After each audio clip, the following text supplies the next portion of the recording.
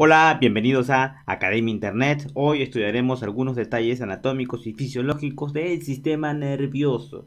En principio, el sistema nervioso es el que se encarga de recibir, procesar y responder a la información que proviene tanto del interior como del entorno mediante impulsos eléctricos. Luego vamos a ver en detalle de qué se trata esto.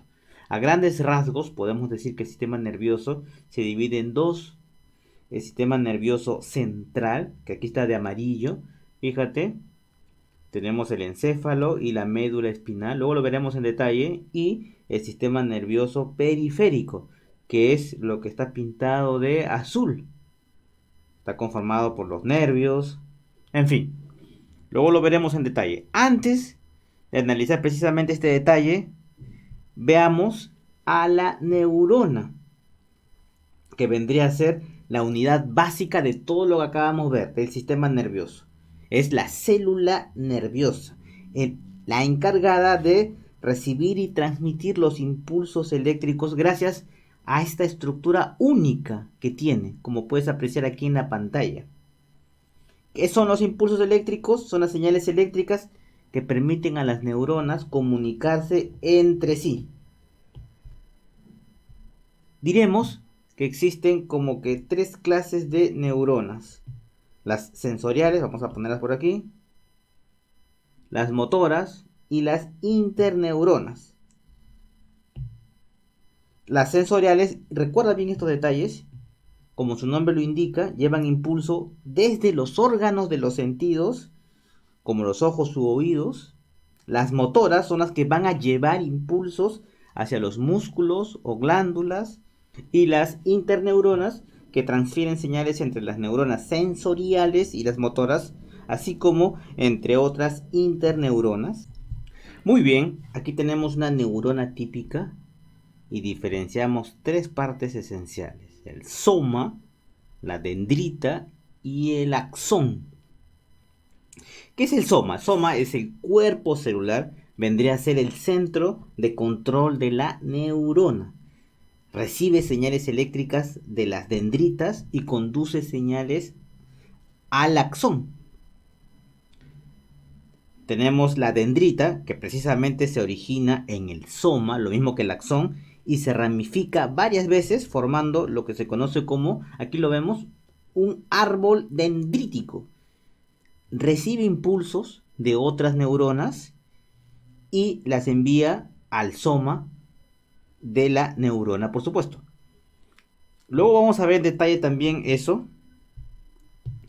Y luego tenemos el axón. Fíjate, el axón se genera aquí también del soma. Hay una estructura que se llama cono axónico. Todo esto vendría a ser el axón, que es capaz de generar y transmitir señales electroquímicas a otras neuronas.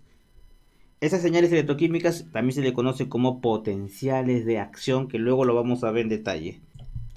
En pantalla vemos otras estructuras, como por ejemplo la vaina de mielina. Si hacemos una analogía, por ejemplo, con un cable, aquí está el cable que vendría a ser el axón, y la vaina de mielina sería el material aislante.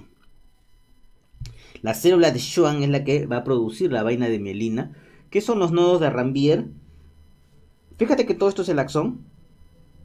Entonces permite el contacto entre el axón con el espacio extracelular. ¿Qué hay en el espacio extracelular? Electrolitos, por ejemplo, de sodio y potasio. Estos son como una especie de, vamos a llamarlos surcos, ¿no? Que se encuentran intercalados en el axón y permiten que la actividad eléctrica transite, bueno, a modo de pequeños saltos, ¿no? Llega aquí y da como que pequeños saltos entre nodo y nodo para que el impulso nervioso se traslade con mayor velocidad. Se dice de una manera saltatoria y con menor posibilidad de error. Y luego llegamos al axón terminal, que es importante porque va a contener a las vesículas sinápticas. Estas vesículas sinápticas van a contener a los neurotransmisores, que son moléculas que van a transmitir el mensaje de neurona a neurona. Entonces produce, almacena y libera los neurotransmisores. ¿Esto cómo se produce? Así, ¿no? Eso también lo vamos a ver luego. Fíjate que tenemos acá otra neurona y axón se conecta con la dendrita. Ahí está. Bueno,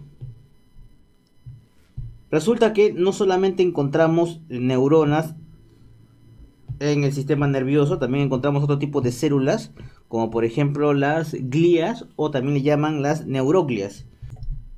La función de estas neuroglias o glías es la de apoyar y proteger a las neuronas. Son células bastante especializadas, por ejemplo, la microglia es una célula de defensa neuronal. Ya habíamos visto que las células de Schwann componen la vaina de mielina en el sistema nervioso. Los astrocitos son células que poseen ramificaciones alrededor de capilares y van a formar parte de la barrera hematoencefálica.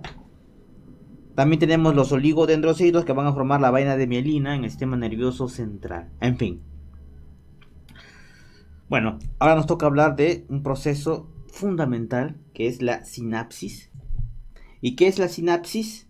La sinapsis neuronal es la zona de transmisión de impulsos nerviosos eléctricos entre dos células nerviosas, neuronas, ¿verdad? Hay que diferenciar lo que es una conexión sináptica que puede darse entre una neurona y, por ejemplo, una célula muscular. Esto se denomina simplemente una unión neuromuscular, mientras que la transmisión sináptica es el proceso por el que las neuronas se comunican entre sí. Son de dos tipos, la sinapsis química, que es la más importante, pero también hay una sinapsis eléctrica. En la sinapsis química, como el esquema que presentamos a continuación, una neurona libera moléculas neurotransmisoras en un pequeño espacio, es el espacio sináptico que está adyacente a otra neurona. Luego estas moléculas se unen a los receptores en la célula postsináptica del lado de la hendidura o espacio sináptico.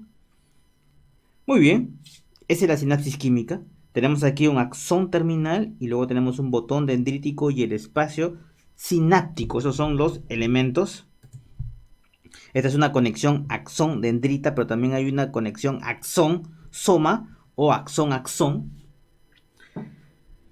Bien, ¿cómo podríamos explicar esto? Fíjate que cuando un potencial de acción o impulso nervioso, aquí lo vemos, llega a la terminal axónica, que es este esquema, acciona canales de calcio activados por voltajes en la membrana celular. Este calcio, que está mucho más concentrado fuera de la neurona que dentro, entra a la célula, ingresa aquí. Este calcio permite que las vesículas sinápticas se fundan con la membrana de la terminal axónica, aquí lo vemos,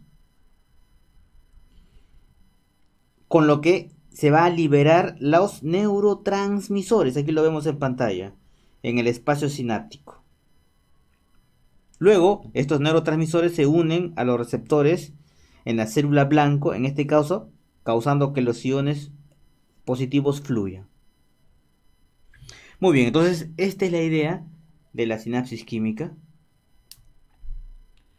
Qué diferente, por ejemplo, con la sinapsis de tipo eléctrica, que a diferencia precisamente de lo que acabamos de comentar, existe aquí una conexión física directa entre la neurona presináptica, que vendría a ser esta, y la neurona postsináptica. Esta conexión toma la forma de una especie de canal llamado unión en hendidura, que va a permitir que la corriente, en este caso los iones, fluyan directamente de una célula a otra. De aquí nos damos cuenta de las diferencias que hay, ¿no? La sinapsis eléctrica es un tipo de sinapsis en que la transmisión entre la primera neurona y la segunda neurona no se produce por la secreción de un neurotransmisor, como sucede en la sinapsis química, sino por el paso de iones de una célula a otra a través de uniones. Por lo tanto, se puede deducir que las sinapsis eléctricas transmiten señales con una mayor velocidad que la sinapsis química. Bien, ahora retomemos la idea original. ¿Recuerdas que habíamos visto el esquema del sistema nervioso? Aquí lo tenemos. Sistema nervioso central y periférico.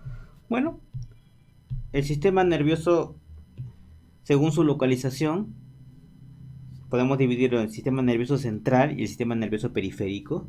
El sistema nervioso central está formado por el encéfalo, que a su vez está formado por el cerebro, el cerebelo y el tronco encefálico y la médula espinal. Lo podemos ver aquí con mayor detalle.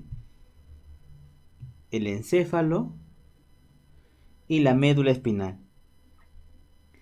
Fíjate que dentro del encéfalo encontramos por supuesto al cerebro y sus principales funciones al cerebelo, que básicamente es un centro de coordinación, el tronco encefálico, que va a controlar funciones vitales como el latido cardíaco y la respiración, pero también encontramos en el cerebro otras estructuras, como por ejemplo el sistema límbico, que se le conoce como el cerebro emocional, que no es otra cosa que una red de estructuras que van a dirigir, recuerda estas palabras, las emociones, la memoria y el aprendizaje.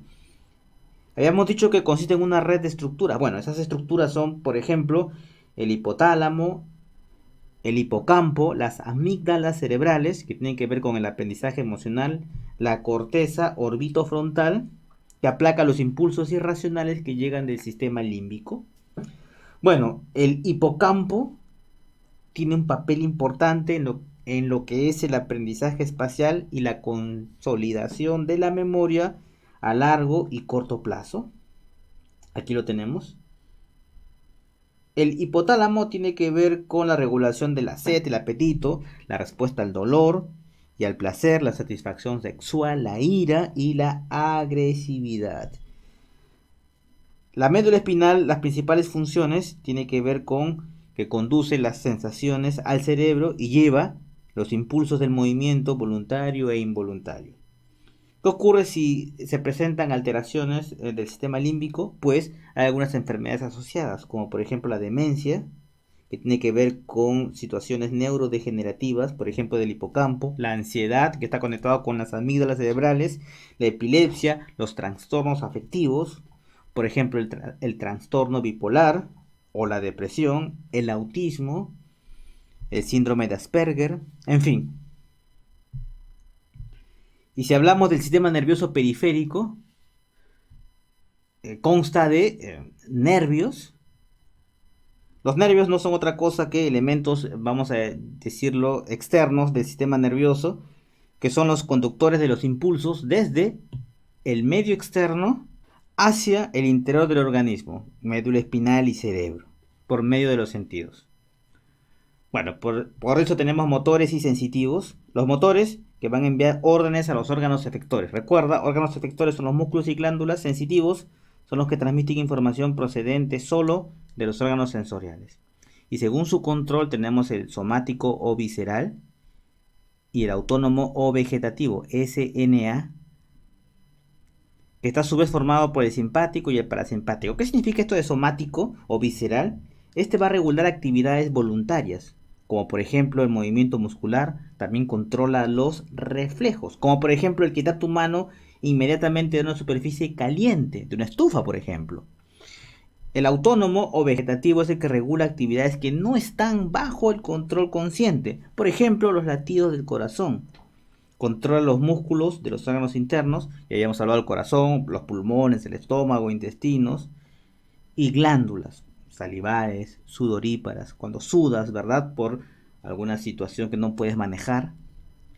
Y está formado por el simpático y el parasimpático. El simpático prepara el cuerpo para luchar o huir, tiene un papel un poco más activo, mientras que el parasimpático tiene un papel un poco más pasivo, porque se activa durante los periodos de descanso.